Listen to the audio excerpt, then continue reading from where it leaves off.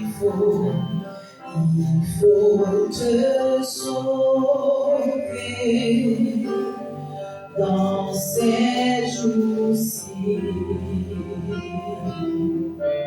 Christ est le rocher, sois très certain, sois très certain, sois très certain que ton ombre rochera solide, oui sera en Jésus. Oh oui, c'est lui. Sera en Jésus. Seulement lui, sois très certain, sois très certain. Oui, mon frère, sois très certain, ma sœur, que ton ombre rochera solide dans ces jours-ci. Il faut la Bible, il faut la Bible dans ces jours-ci. Sois invincible, sois invincible, sois très certain. Oh oui, mon frère, sois très certain, ma sœur, que ton ombre rochera solide, oui sera en Jésus. Oh oui, c'est lui. Sera en Jésus. Seulement lui,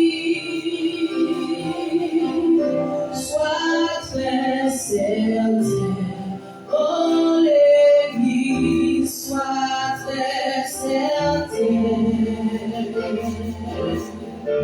que ton ombre rochera solide dans ces jours-ci,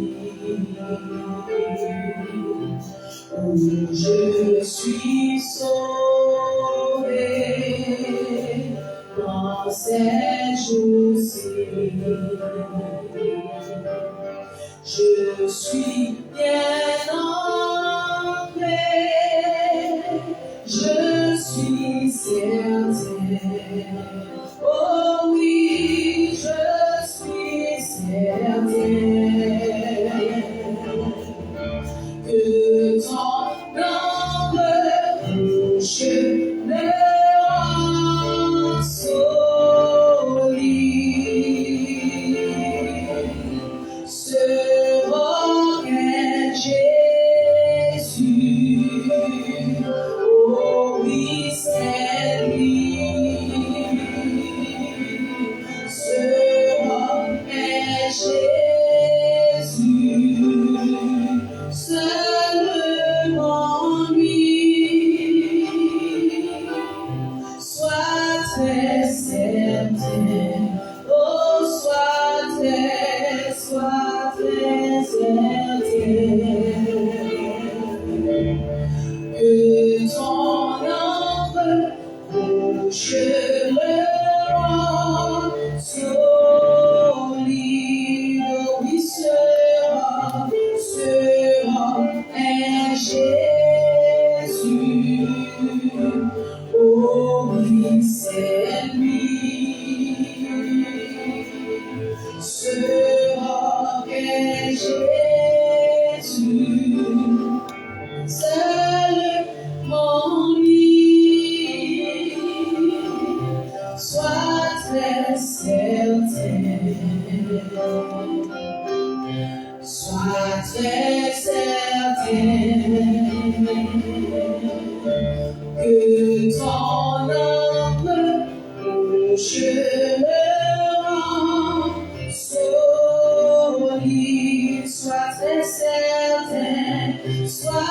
très certaine.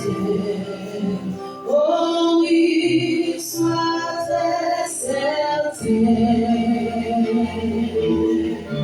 que ton ombre bouchera solide. Que ton ombre bouchera solide. Que ton ombre bouchera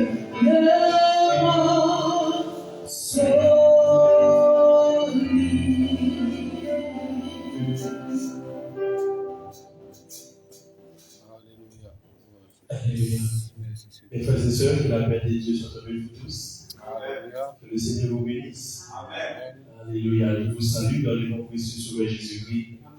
Amen. Je suis content de voir chacun de vous. Alléluia. Allons acclamer cet esprit, vos présences au milieu de nous. Merci Seigneur. Amen. Amen. Donc nous arrivons au moment où on va passer au moment le plus important, très très important. Et on va passer à notre sujet. Donc, je vous demande de vous rapprocher. On va faire un seul groupe. Comme ça, parce que ça va vous voir mieux. Alléluia. Merci Seigneur. Amen. Donc, on va prier avant qu'on révèle le micro à pasteur. Et puis, disposez-vous pour recevoir ce que Dieu a envoyé ou ce que Dieu a réservé pour vous. Alléluia. Mettez-vous debout, on va prier. Et pour remercier le Seigneur et inviter Saint-Esprit à passer ce moment avec nous. Éternel Dieu, au nom de Jésus de Nazareth, nous approchons devant toi, Seigneur Dieu, pour te remercier pour ta grâce, pour ta miséricorde, ton amour envers nous. Nous voici devant toi, Seigneur, ce moment. Seigneur Dieu, nous nous réunissons, Seigneur Dieu, dans le but d'écouter, Seigneur, ta parole, Seigneur, de partager, Seigneur, ta parole. Éternel Dieu, nous te demandons, Seigneur Dieu, de bénir ce moment. Bénis chaque personne, Seigneur Dieu, qui assiste à ce moment, Seigneur Dieu. Bénis le pasteur, Seigneur, qui va nous conduire, Seigneur, à travers, Seigneur Dieu, et cette prédication. Père éternel Dieu, bénis, Seigneur, encore chacun de nous, bénis cette église. Nous te prions dans le nom précieux de Sauveur Jésus-Christ, qui vit, qui règne dans tous les siècles et des siècles. Amen. Amen. Que le Seigneur vous bénisse, asseyez-vous. Avec nous, pasteur Roger. Amen. Merci Seigneur. Gloire à Dieu.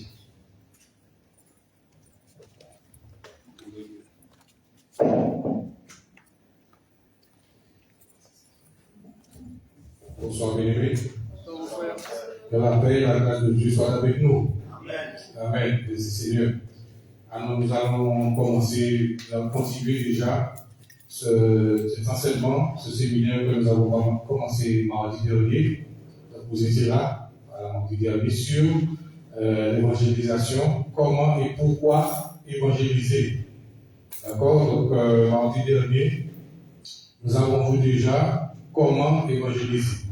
Donc je vais juste faire un petit rappel de ce que nous avons vu mardi dernier sur déjà comment évangéliser.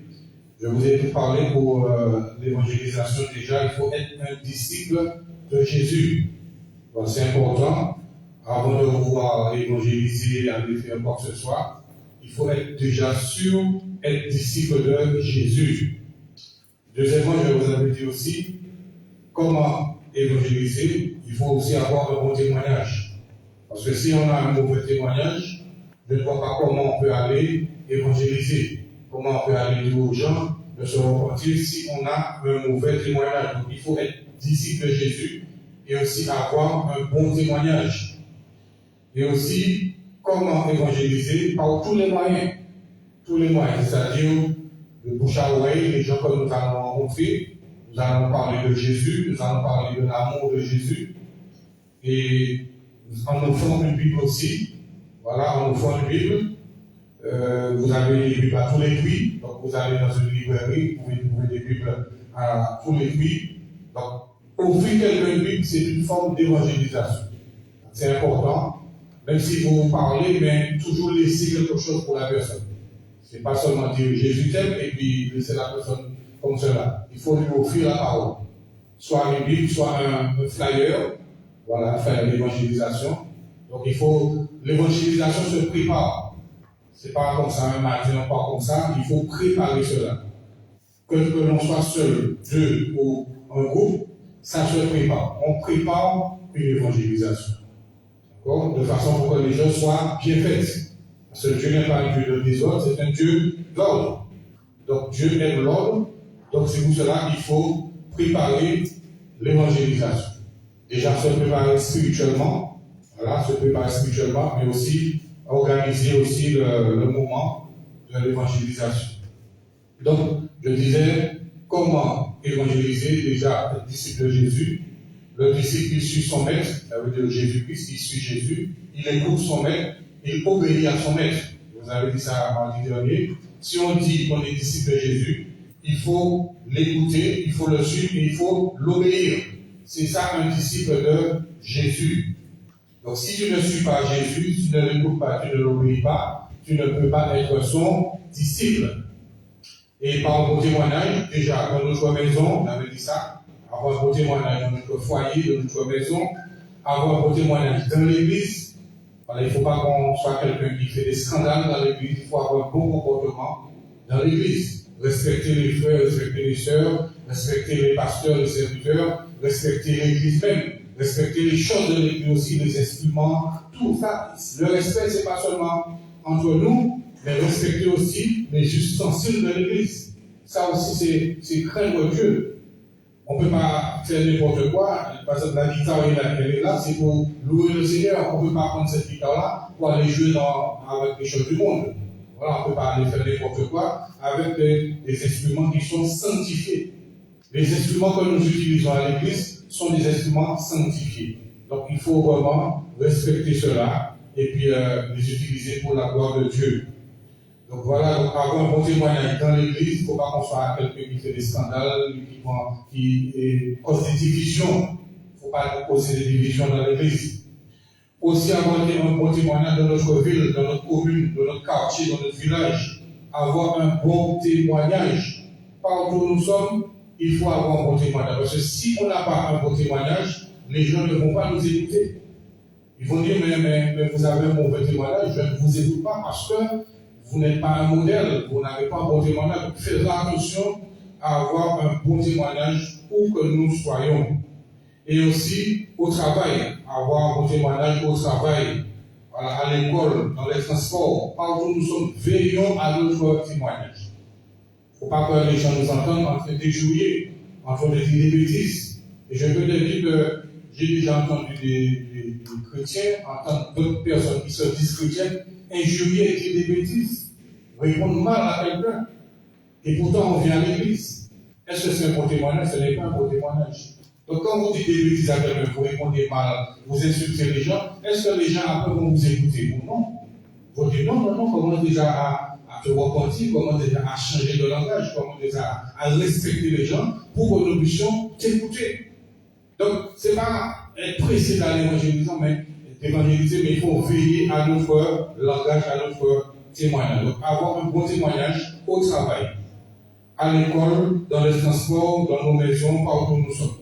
Et j'avais dit aussi comment évangéliser par tous les moyens, du bouche à oreille, voilà, en offrant une Bible, et aussi sur les réseaux sociaux, parce qu'aujourd'hui, c'est ce qui est à la mode. Tout est maintenant sur les réseaux sociaux. Vous allez regarder sur TikTok, sur Facebook, sur Instagram, sur Snapchat, sur WhatsApp, tout est maintenant publié sur les réseaux sociaux. Donc, utilisons les réseaux sociaux pour faire passer l'évangile. Ça, c'est ce que Dieu attend de nous, de ses disciples. Donc, au lieu d'utiliser les réseaux sociaux pour montrer, comme je disais, notre chaussure, c'est pas ça qui va sauver quelqu'un. C'est pas votre visage, c'est pas les vêtements que vous mettez, c'est pas ça qui va sauver quelqu'un, mais c'est la parole de Dieu qui va sauver les gens.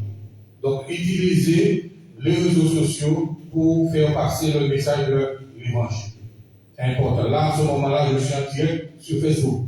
Il y a des gens qui regardent partout dans le monde. Ça peut être en Afrique, en France, n'importe qui peut regarder ce séminaire.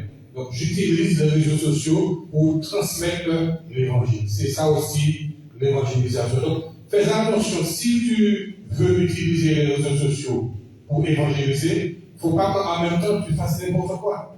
Voilà, les gens vont dire, mais c'est quoi ça? D'un côté, tu veux évangéliser, mais de l'autre côté, tu montes ceci, tu montes ta poitrine, tu montes n'importe quoi. Les gens vont pas, ils vont te zapper. Donc, si nous voulons évangéliser sur les réseaux sociaux, il faut faire attention à ce que nous publions, à ce que nous partageons aussi, à ce que nous disons, ce que nous montrons sur les réseaux sociaux. Il faut faire très attention à ça. D'accord, moi, je veille à ce que je mets soit par rapport à l'évangile. Donc, en offrant but sur les réseaux sociaux, en donnant des flyers d'évangélisation, en avant, et aussi par la louange, les cantiques spirituels, tout cela. Donc, là, il faut savoir que dans la louange, il y a la parole de Dieu. Donc, quelqu'un peut être touché en écoutant un chant.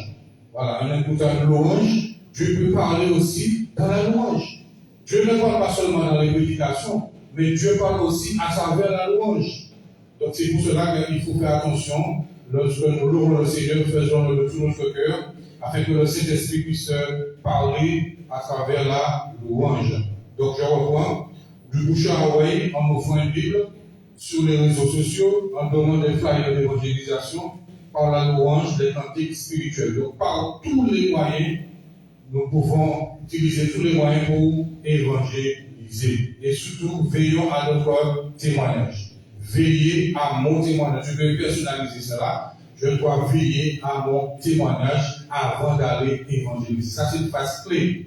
Je dois veiller à mon témoignage avant d'aller évangéliser. Voilà, il faut que mon témoignage soit un exemple pour que les gens puissent l'écouter. Ce soir, nous allons voir pourquoi évangéliser. Donc, nous avons vu comment évangéliser, mais ce soir, pourquoi évangéliser? Déjà, parce que les hommes sans Dieu sont perdus. Premièrement, parce que les hommes sans Dieu sont perdus. Donc, parce que les hommes sans Dieu sont perdus. On va prendre Ézéchiel 37, verset 11. Celui qui n'a pas Dieu, qui n'a pas Jésus, qui n'a pas la grâce de salut, c'est un homme, c'est une femme perdue. Voilà, sans Jésus, point de salut. Il n'y a point de salut en dehors de Jésus. Donc, Ézéchiel 37, verset 11. Donc, Ézéchiel 37, verset 11. Donc, déjà, les hommes parlent, Dieu parle aussi. Ézéchiel 27, verset 11. Il me dit, fils de l'homme, ces eaux, c'est toute la maison d'Israël. Voici qu'ils disent, nos eaux sont desséchées, notre espérance est détruite, nous sommes perdus. D'accord? Donc, Ézéchiel 37, verset 11. Il dit que nos eaux sont desséchées, notre espérance est détruite, nous sommes perdus. On voit vraiment c'est la mort, parce que voilà, Dieu lui avait donné une vision, et Dieu l'a fait voir, il y avait des eaux qui étaient dispersées. Voilà, et puis Dieu lui demande, mais est-ce que ces eaux peuvent revivre?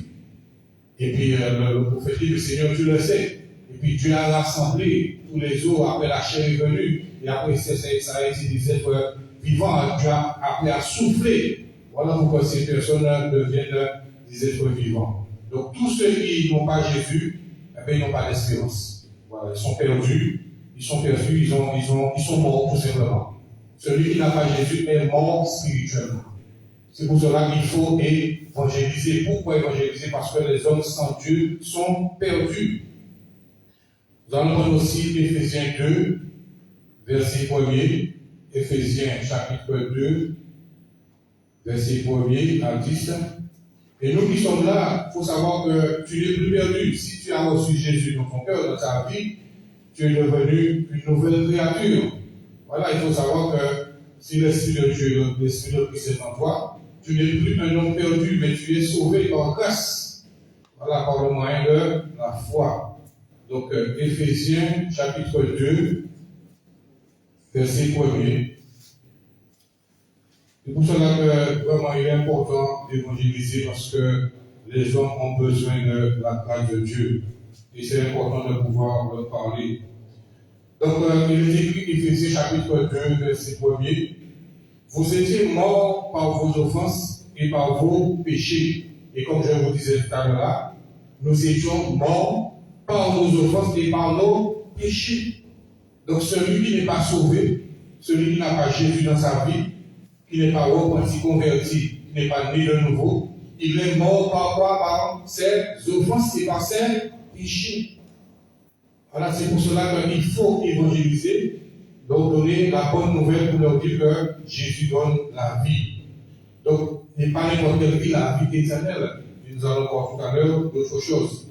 Il est dit, vous étiez morts par vos offenses et par vos péchés, dans lesquels vous marchiez autrefois, selon le trait de ce monde, selon le prince de la puissance de l'air, de l'esprit qui agit maintenant dans les fils de la rébellion. Celui qui n'a pas Jésus, qui est mort par ses offenses et par ses péchés, eh bien, il vit selon le trait de ce monde. C'est ça, il vit selon le trait de ce monde, il vit selon la puissance, le prince de la puissance de l'air. Et qui est-ce qui est le prince de la puissance de l'air? C'est le diable. C'est Satan, le diable, qui est le prince de la puissance de l'air. Il faut le savoir. Satan, le diable, c'est lui le prince de la puissance de l'air. Même la parole de Dieu dit que le monde entier est sous la puissance du malin. D'accord? Donc le diable, c'est lui le prince de la puissance de l'air. Il est dit aussi de l'esprit qui agit maintenant dans les fils de la rébellion. Donc tous ceux qui sont morts à cause de leurs péchés, de leurs offenses, ils marchent selon le trait du monde, selon le prince de la puissance de l'air, et aussi de l'esprit qui agit maintenant dans les fils de la rébellion. Ça veut dire qu'ils sont rebelles à la volonté de Dieu. Le verset 3. Nous tous aussi, nous étions de leur nombre. Nous vivions autrefois selon les convoitises de notre chair, accomplissant ainsi les volontés de la chair et de nos pensées, et nous étions par nature des enfants de colère comme les autres. Tout ça, ce sont ceux qui n'ont pas Jésus, qui n'ont pas Christ, qui ne sont pas sauvés. Voilà la vie de celui qui n'a pas Jésus dans sa vie. D'accord? Quand tu as Christ dans ta vie, tu ne peux plus continuer à vivre comme ça. Tu ne peux plus faire ces choses-là. Tu n'es plus dominé par le diable. Tu n'es plus dominé par le péché. Parce que ta vie est en Jésus-Christ. Le verset 4. Mais Dieu qui est riche en miséricorde, à cause du grand amour dont il nous a aimés, nous qui étions comment? Morts. Voilà. Nous qui étions morts par quoi? Ça revient mort par nos offenses. Cela pour vous dire que c'est ce que la parole dit, que le salaire du péché, c'est la mort. Le salaire du péché, c'est la mort. Donc c'est ça. Donc, à cause du péché, l'homme est devenu mort. L'homme est mort, voilà, spirituellement, à cause de ses offenses. Nous qui étions morts par nos offenses, nous a rendus à la vie avec Christ. C'est par grâce que vous êtes sauvés. C'est pour cela que l'évangélisation, c'est pour apporter la grâce de Dieu. C'est pour parler aux gens de la grâce de Dieu. La grâce, c'est quoi? C'est une faveur imméritée. Ça veut dire que c'est un don de Dieu. Et c'est pour cela qu'il faut évangéliser. Il dit que nous étions morts par nos offenses, nous a rendus à la vie avec Christ, et c'est par grâce que vous êtes sauvés. Verset 6, il nous a ressuscités ensemble, tout cela c'est spirituellement, et il nous a fait asseoir ensemble dans les lieux célestes en Jésus-Christ, afin de montrer dans le siècle à venir l'infinie richesse de sa grâce par sa bonté envers nous en Jésus-Christ. Verset 8, car c'est par la grâce que vous êtes sauvés, par le moyen de quoi? De la foi. Et cela ne vient pas de vous, c'est le don de Dieu. Donc nous qui sommes là, nous qui sommes sauvés, c'est un don que Dieu nous a donné. Ce n'est pas quelque chose que nous avons mérité. Personne ne peut dire, ah, j'ai mérité le salut. Non. Nous étions tous morts à cause de nos péchés. Donc c'est pour cela que nous devons parler de cela, de la grâce de Dieu, aux gens que nous allons rencontrer pour leur dire qu'il n'est pas trop tard, même si tu as péché, mais Dieu peut te pardonner. Voilà, il ne faut pas les condamner, mais il faut leur dire que Dieu peut te pardonner et Jésus peut effacer tous tes péchés. Il peut le faire. Donc il faut apporter la grâce de Dieu à travers l'évangélisation. Car c'est par grâce que vous êtes sauvés par le moyen de la foi, et cela ne vient pas de vous, c'est le don de Dieu. Ce n'est point par les œuvres, afin que personne ne se glorifie. Car, car nous sommes son ouvrage, ayant été créés en Jésus-Christ pour de bonnes œuvres que Dieu a préparées d'avance, afin que nous les pratiquions. Donc, quand nous sommes sauvés, c'est pour pratiquer quoi? De bonnes œuvres. C'est pas pour continuer à pratiquer le péché. C'est pas pour continuer à faire ce qui est mal. Parce que si nous continuons à pratiquer le péché, à pratiquer des choses qui sont mauvaises, et à ce moment-là, il n'y a pas la repentance. Il y a un problème au niveau de la repentance et de la conversion. Donc, avant d'aller évangéliser, soyons sûrs de pratiquer des bonnes œuvres. Soyons sûrs d'être sauvés. Comment quelqu'un qui n'est pas sauvé peut aller dire aux gens que Jésus sauve? Déjà, comment déjà être sauvé aussi par même? Vous comprenez cela? Vous pouvez pas, si vous n'êtes pas sauvé, je ne vois pas comment vous pouvez aller dire, si vous n'êtes pas sûr d'être sauvé, vous ne pouvez pas aller dire aux gens, aller évangéliser. Non. Il faut déjà avoir la conviction que tu es sauvé. Est-ce que vous qui êtes là, est-ce que vous êtes convaincu que vous êtes sauvé? Je devrais attendre. Amen. Qu'est-ce que la parole nous dit dans le verset 8? Qu'est-ce qu'il est écrit? On le lit ensemble. Car c'est par la grâce que vous êtes. Est-ce qu'il est écrit vous serez? Est-ce que c'est ça, Macaria? Il va dire, vous êtes, c'est ça. Il va dire, vous serez sauvés. Voilà. Donc, il est écrit, car c'est par la grâce que vous êtes sauvés par le moyen de la foi, et cela ne vient pas de vous, c'est le don de Dieu. Donc, tu peux dire ce soir, si tu es convaincu d'être sauvé, il faut dire, car c'est par la grâce que je suis sauvé. Voilà. C'est ça la foi. La foi, c'est une ferme assurance des choses qu'on espère, une démonstration de ce qu'on ne voit pas. Donc, si tu n'arrives même pas à dire cette parole-là, cette phrase-là, c'est qu'il y a un problème. Si tu n'es pas sûr d'être sauvé, ça veut dire que ce n'est pas parce que tu as commis quelques péchés, voilà, que tu es dans cette faiblesse, que tu n'es pas sauvé. Il faut d'abord que ce que tu attends, c'est que tu puisses te repentir, lui demander pardon. Ne laisse personne te dire, ah, parce que tu as commis une faute, que c'est fini pour toi, tu n'es plus sauvé. Ce n'est pas vrai. La grâce de Dieu est toujours là. Il faut simplement revenir à Dieu et lui demander pardon. Voilà, et lui demander la force de ne pas recommencer, de ne pas continuer. Il ne faut pas que le péché devienne une habitude dans notre vie. Il faut apprendre à abandonner aussi le péché. Donc, c'est par grâce que vous êtes sauvés, par grâce, par le moyen de la foi, et cela ne vient pas de vous, c'est le don de Dieu. Donc, voilà. Donc, pourquoi évangéliser? Parce que les hommes sont perdus. Et je vous ai donné les deux versets, Ézéchiel 37, versets 11 à 14, et Éphésiens 2, versets 1 à 10. Deuxièmement, pourquoi évangéliser? Parce que les hommes ont péché. Pourquoi évangéliser? Parce que les hommes ont péché. Le verset, Romains 5, verset 12. Romains 5, verset 12 à 14. Pourquoi évangéliser? Parce que les hommes ont péché. Donc, Romains 5, verset 12 à 14. C'est pourquoi, comme par un seul homme, le péché est entré dans le monde, et par le péché, la mort. Ouais? D'accord? Et par le péché, la mort, et qu'ainsi, la mort s'est étendue sur tous les hommes. Pas sur quelques hommes, hein, sur tous les hommes. Depuis Adam. Voilà, depuis Adam et Ève, mais jusqu'à maintenant, il y a des gens qui meurent. Voilà, des gens meurent par toutes sortes de choses, par maladie, par accident, par toutes sortes de choses. Les gens meurent d'une manière ou d'une autre. Donc, il est écrit que le péché est entré dans le monde. Et vous savez comment le péché est entré depuis le jardin d'Éden. Quand l'homme a désobéi, quand Adam et Ève, ils ont désobéi au commandement de Dieu. Dieu leur avait dit de ne pas toucher, de ne pas manger l'arbre de la connaissance du bien et du mal. Et ils ont désobéi. Donc, le péché, c'est la désobéissance à la volonté de Dieu. Si vous voulez noter, le péché, c'est la désobéissance à la volonté de Dieu. À partir du moment où tu désobéis à la volonté de Dieu, tu es en train de pécher. Lorsque nous ne faisons pas la volonté de Dieu, nous sommes en train de pécher. Le péché, c'est pas seulement voler quelqu'un, tuer quelqu'un, c'est pas ça, mais le péché est encore plus subtil. Même Jésus-Christ a dit que la convoitise aussi, quand tu convoites les choses des hommes, tu es en train de pécher. Tu convoites la femme, les biens des autres, la voiture, la maison, les choses qui appartiennent à quelqu'un, tu es en train de convoiter, et puis tu es en train de pécher. D'accord? L'orgueil, c'est un péché. La jalousie, c'est un péché.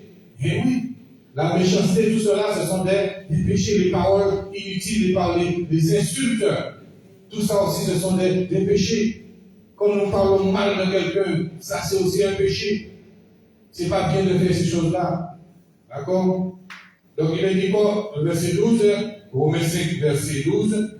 C'est pourquoi, comme par un seul homme, le péché est entré dans le monde, et cet homme-là, c'était dit Adam. Voilà, un seul homme, Adam. Le péché est entré dans le monde à cause de la désobéissance d'Adam et Ève, et par le péché, la mort. Parce que Dieu leur avait dit, le jour où vous allez manger, vous allez mourir. Pourquoi? Parce qu'ils ont désobéi. Bon, le péché est entré dans le monde, et par le péché, la mort. Et ainsi, la mort s'est étendue sur tous les hommes. Parce que tous ont péché. Tous ont péché. D'accord? Car, juste le verset 13, car jusqu'à la loi, le péché était dans le monde. Or, le péché n'est pas imputé quand il n'y a point de loi. Cependant, la mort a régné depuis Adam jusqu'à Moïse. Même sur ceux qui n'avaient pas péché par une transgression semblable à celle d'Adam, lequel est la figure de celui qui devait venir. Donc je réponds, pourquoi évangéliser? Parce que les hommes ont péché. D'accord? Les hommes ont péché. Et c'est ça, lorsque le Saint-Esprit vient dans la vie de quelqu'un, il le convainc de péché, de justice et de jugement. C'est ça le rôle du Saint-Esprit pour amener les gens au salut, de convaincre déjà premièrement la personne de péché. Il faut que la personne puisse reconnaître que je suis un pécheur. Quand vous avez reçu Jésus dans votre vie, vous avez reconnu vos péchés. Est-ce que c'est vrai? Vous avez reconnu que vous avez péché. Qui est-ce qu'ici il n'a jamais reconnu ses péchés? Si vous êtes venu à Jésus, vous avez demandé à Dieu pardon pour vos péchés. Seigneur, je reconnais que j'ai péché. Et je te demande pardon. Donc si tu n'as pas fait ça, et tu dis que tu es enfant de Dieu, tu as loupé quelque chose. Tu ne peux pas venir à Jésus sans te repentir. Tu ne peux pas donner ta vie à Jésus sans demander à Dieu pardon pour tes péchés. Tu ne peux pas venir devant Dieu pour dire Dieu, je n'ai pas péché, donne-moi le salut, je n'ai pas besoin de demander pardon. Nous tous qui sommes là, nous avons tous péché, d'une manière ou d'une autre, soit de nos pensées, soit de nos paroles, soit de notre comportement, de notre conduite, mais nous avons tous péché. Mais nous sommes venus à Jésus. Quand j'entends des gens dire, j'ai pas péché. Péché, c'est pas sorcellerie. Là, il dit quoi que le péché, c'est leur faire mal, c'est ça péché. Il faut vraiment que tu fasses la sorcellerie, le vaudou, c'est ça péché. C'est pas vrai. Voilà. Le péché est encore plus, comme je vous disais, plus subtil que ça. C'est pas seulement l'occultisme, c'est pas seulement la sorcellerie. Voilà. Donc le péché, c'est vaste. Donc quelqu'un ne peut pas dire, je n'ai pas péché, je suis à l'église, je suis venu à Jésus sans péché. Qui peut dire, je suis venu à Jésus sans péché? Ça veut dire que tu n'as pas besoin de Jésus. Si on vient à Jésus sans péché, c'est que vous pas besoin de Jésus. Tu n'as pas besoin de Jésus. Parce que Jésus a dit, je ne suis pas venu appeler les justes, mais les malades. Jésus l'a dit, voilà. Jésus a dit, je ne suis pas venu appeler les justes, mais les pécheurs, les malades, ceux qui ont besoin de se repentir. Donc personne ne peut venir à Jésus pour dire, Seigneur, je n'ai pas péché. Voilà, je vais à toi, mais je n'ai jamais péché. Non, nous avons tous péché. Voilà. Donc nous avons tous péché et nous sommes des pécheurs sauvés par grâce. Et vous savez qu'au début, c'était pour Israël que Jésus était venu. Jésus était venu pour les brebis perdus de la maison d'Israël. Mais comme ils ont rejeté Jésus, la grâce s'est tournée vers les païens. Nous étions païens, nous n'étions pas dans le peuple d'Israël. Est-ce que tu faisais partie du peuple d'Israël? Non. Nous étions à côté, nous étions étrangers à la vie de Dieu. Nous étions étrangers au royaume de Dieu. Mais comme ils ont rejeté Jésus, et bien à ce moment-là, la grâce est venue vers nous. Alors nous devons reconnaître que nous avons péché et les gens pour qui nous allons parler de Jésus, pour qu'ils puissent venir à Jésus, il faut qu'ils reconnaissent qu'ils ont péché. Voilà, il faut que les personnes puissent reconnaître qu'ils ont péché. Et lorsque vous allez demander aux gens de prier, il faut les amener à faire la prière du salut. Il faut que la personne demande pardon à Dieu. Vous ne pouvez pas non plus aller demander à ce que quelqu'un se fasse baptiser sans demander pardon à Dieu. Il faut que la personne puisse s'humilier, se repentir. D'abord, nous allons voir le verset. Donc, on ne peut pas baptiser quelqu'un dans l'eau sans la repentance, sans qu'il y ait pardon des péchés, sans qu'il y ait confession des péchés. Donc, il faut cela avant de pouvoir plonger les gens dans l'eau. Il faut la confession des péchés. Nous tous qui sommes là, si vous êtes baptisés d'eau, vous n'êtes pas allés dans l'eau comme cela. On ne vous a pas baptisé, voilà, je te baptise au nom du Père, du Fils, du Saint-Esprit, au nom de Jésus-Christ, sans confession. Vous devez d'abord confesser vos péchés. Demander pardon pour tous les péchés que j'ai commis depuis ma naissance jusqu'au jour du baptême. D'accord, mais parce que même Jean-Baptiste, quand il prêchait dans le désert, les gens venaient à lui, mais la Bible dit qu'ils confessaient leurs péchés publiquement. Les gens qui étaient là entendaient ce qu'ils ont fait. Et après, Jean-Baptiste les baptisait. Donc, celui qui vient à Jésus, lorsque nous évangélisons, il doit confesser ses péchés. D'accord? Avant d'aller plus loin avec cette personne, si la personne est prête à recevoir Jésus, il faut lui dire, est-ce que tu es d'accord pour confesser tes péchés? Demander à Dieu, est-ce que tu reconnais que tu es un pécheur? Est-ce que tu reconnais que tu as péché? Si la personne dit, oui, je reconnais que j'ai péché, c'est déjà une bonne voie. La personne dit, oui, je reconnais que j'ai péché, je reconnais que je suis un pécheur, une pécheresse, et je demande pardon à Dieu. Donc la personne est déjà sur une bonne voie. Donc je reprends. Pourquoi évangéliser? Deuxièmement, parce que les hommes ont péché. Romains 5, verset 12. On va prendre aussi 1 Jean 3, verset 4 à 10. 1 Jean, première épître de Jean, c'est avant l'Apocalypse, un peu avant 2 Jean. C'est vers la fin de la Bible. 1 Jean, chapitre 3, verset 4. À partir du verset 4. Et je remarque aussi que dans beaucoup d'églises, les gens, lorsqu'il y a des séminaires ou d'évangélisation, tout cela, on dit aux gens simplement, qui veut accepter Jésus? Ils enlèvent la main, on fait une prière pour eux, et puis on dit, bon, c'est bon, ils sont sauvés. Mais il y a le baptême, il y a un suivi aussi. Il faut suivre les gens. Il faut les enseigner, il y a un suivi. Et il y a ce problème-là dans beaucoup d'églises. Les gens lèvent la main seulement, et puis ça y est, ils sont chrétiens comme cela. Donc il faut obéir aussi à la parole de Dieu. 1 Jean 3, à partir du verset 4 à 10. Quiconque pêche transgresse la loi. Et le péché des lois est la transgression de la loi. De la loi de Dieu. Le péché est la transgression de la loi de Dieu. Or, vous le savez, Jésus a paru pourquoi faire? Pour ôter les péchés.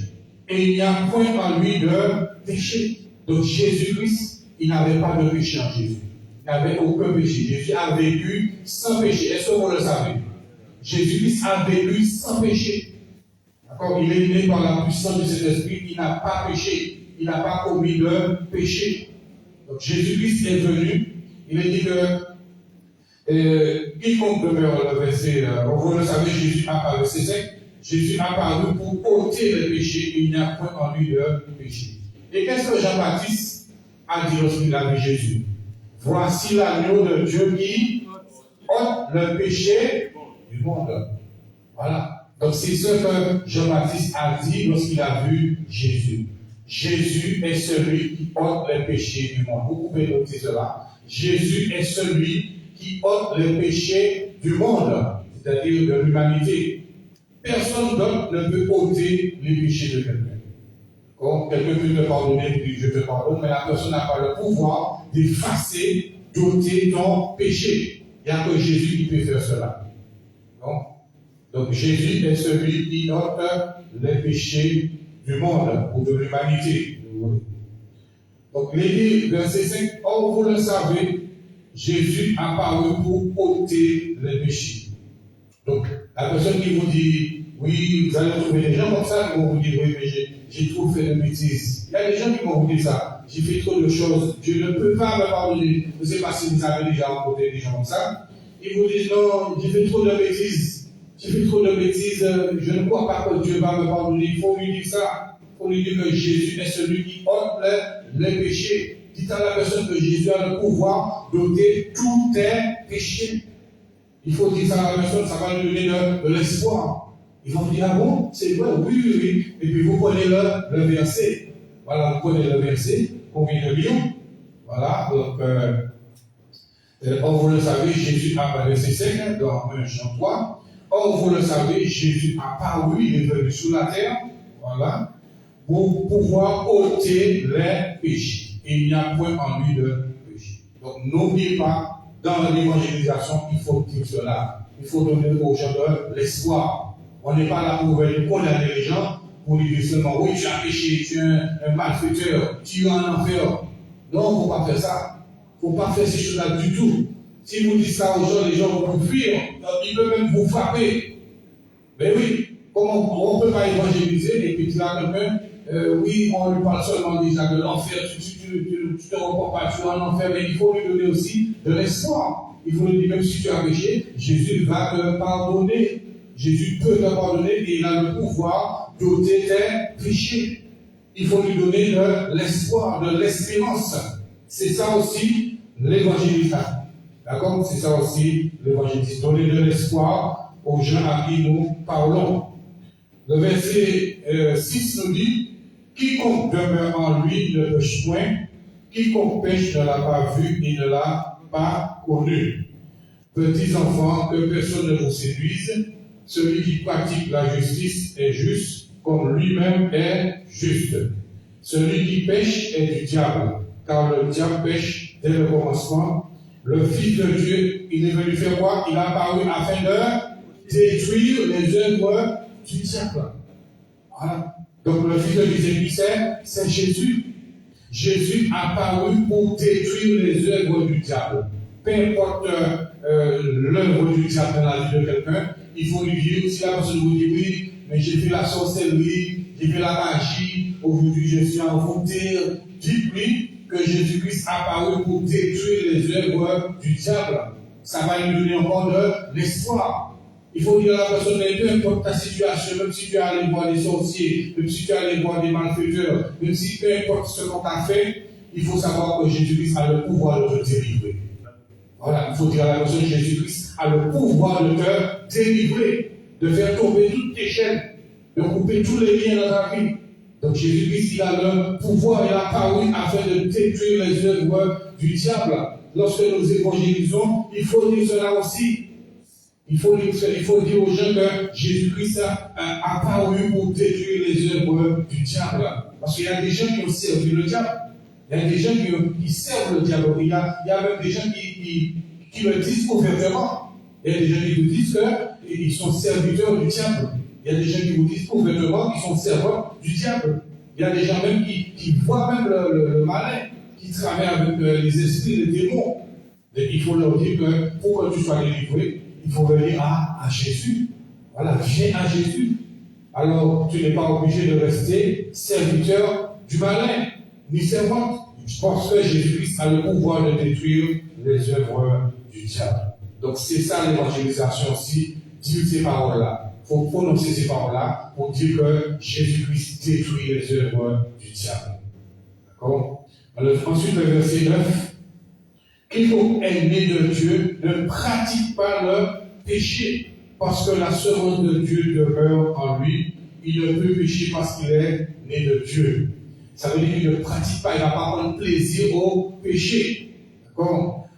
Car c'est par là que se font reconnaître les enfants de Dieu et les enfants du diable. Quiconque ne pratique pas la justice n'est pas de Dieu, non plus que celui qui n'aime pas son frère. Donc, celui qui n'aime pas son frère n'est pas de Dieu. C'est clair et si tu n'arrives pas à aimer ton frère, il y a un problème. Parce que Dieu est amour. Le Seigneur, il est amour. Donc, il est bien dit, je reprends le verset. Quiconque, et c'est par là, le verset 10, c'est par là que se font reconnaître les enfants de Dieu et les enfants du diable. Quiconque ne pratique pas la justice n'est pas de Dieu, non plus que celui qui n'aime pas son frère. Alors, est-ce que tu aimes ton frère? Si tu aimes ton frère, gloire à Dieu, tu es de Dieu. Mais si tu n'aimes pas ton frère, tu n'es pas de Dieu. Voilà, il n'y a pas entre les deux, je ne sais pas, non. C'est soit tu aimes ou c'est soit tu n'aimes pas. Il n'y a pas de position de non, non, non. C'est soit tu es de Dieu ou tu n'es pas de Dieu. Il n'y a pas une partie de Dieu, une partie de pas. Non, non, non. Il dit que c'est clair et net là. C'est là que se font reconnaître les enfants de Dieu et les enfants du diable. Mais n'allez pas dire aux gens, tu es l'enfant du diable, il faut faire attention à ça. Voilà, parce que quand vous faites ça, vous êtes en train de choquer, de traumatiser les gens. Il faut leur dire simplement de parler de ce que Jésus-Christ est venu faire. Jésus-Christ peut les guérir, peut les délivrer, peut les pardonner, de venir à Jésus, et puis de leur parler du ciel aussi. Donc nous allons voir tout ce que nous devons dire aussi lorsque nous évangélisons. Mais n'allez pas dire aux gens, vous êtes des enfants du diable, tout cela, vous imaginez? Vous allez évangéliser quelque part, il y a une foule devant vous, et puis vous dites aux gens qui sont devant vous, vous êtes tous des enfants du diable. Eh bien, on peut même vous tuer, vous savez ça? On peut même vous tuer pour ça. Il y a des choses à ne pas dire. Il y a une sagesse aussi lorsque nous parlons. Quand même Jésus-Christ, lorsqu'il parlait, il avait une manière pour parler à chaque personne. Il ne disait pas n'importe quoi. Il faut vraiment parler de l'amour de Dieu, dire la vérité aux gens. Donc, il est seul par là ceux qui sont reconnaître les enfants de Dieu et les enfants du diable. Quiconque ne pratique pas la justice n'est pas de Dieu, non plus que celui qui n'aime pas son frère. Donc, pourquoi évangéliser? Parce que les hommes ont péché. Et ensuite, troisièmement, pourquoi évangéliser? Parce que Dieu aime les hommes. Donc, vous dites ça? Parce que Dieu aime les hommes. Et nous avons un verset que nous connaissons par cœur, car Dieu a tant aimé le monde, il a donné son Fils, afin que quiconque croit en lui ne périsse point, mais qu'il ait la vie éternelle. Dans Jean 3, verset 16. Voilà. Donc il est écrit, Jean 3, verset 16, car Dieu a tant aimé le monde, et est-ce que Dieu continue à aimer les hommes? Oui. Voilà, malgré la méchanceté des hommes, malgré la rébellion des hommes, malgré l'incrédulité des hommes, Dieu continue à les aimer. Dieu aime les hommes quand même. Vous voyez? Vous regardez tout ça de gens qui rejettent Dieu et Dieu les aime quand même. Dieu les aime quand même. Alors, il est écrit, car Dieu a tant aimé le monde, il a donné son Fils unique. Son Fils unique, c'est qui c'est?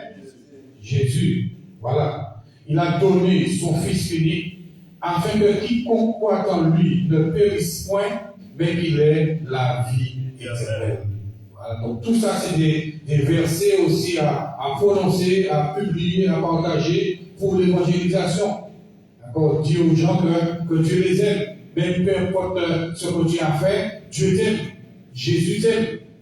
Voilà, ça c'est un moyen pour leur dire que Dieu veut les sauver. Il est bien dit que Dieu a tant aimé le monde qu'il a donné son Fils unique, afin que quiconque croit en lui ne périsse point.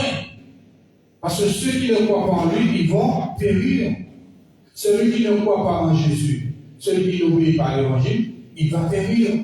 C'est pour cela que Dieu a envoyé Jésus, pour que nous ne puissions pas périr, mais que nous puissions avoir la vie éternelle. Est-ce que tu crois, toi qui dis que tu es chrétien, toi qui dis que tu as Jésus, est-ce que vous croyez que vous avez la vie éternelle?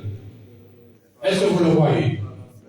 J'ai la vie éternelle. Il faut le confesser, le croire et le déclarer. Il ne faut pas dire je ne sais pas. Parce que si quelqu'un vient te dire, mais toi tu me parles de Jésus, mais est-ce que toi tu as la vie éternelle? Je ne sais pas. Vous imaginez, on va évangéliser, quelqu'un te demande est-ce que tu es sauvé?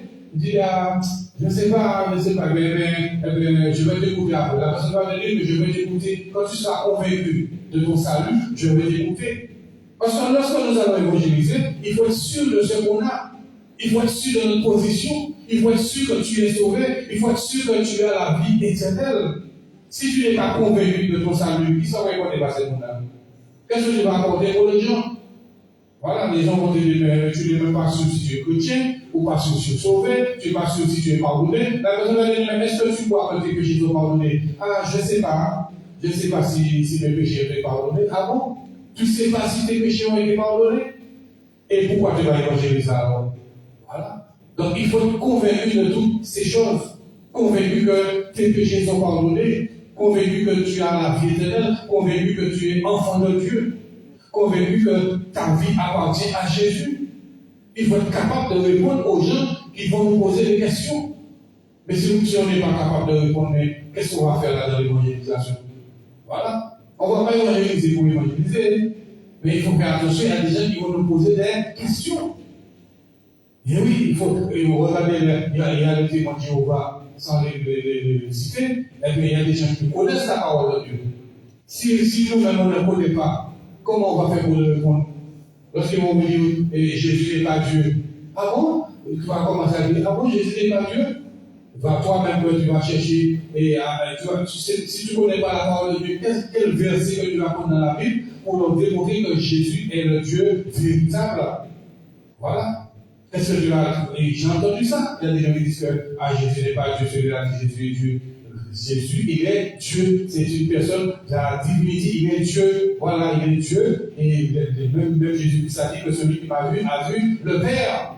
Le Père est en moi et je suis dans le Père. Donc il faut avoir les arguments, les versets pour pouvoir répondre à ces personnes-là. Mais si on ne connaît pas la parole, si on passe tout son temps à regarder TikTok, comme je disais au frère, si toute la journée c'est TikTok, Instagram, tu fais des vidéos, des films, mais quand quelqu'un va me poser des questions sur la Bible, qu'est-ce que tu vas lui répondre? Vous voyez le TikTok? Tu vas dire, va chercher la réponse sur les réseaux sociaux? Non. Voilà, ça ne nous apprend rien du tout. Au contraire, ça empêche aux gens de se concentrer sur Dieu.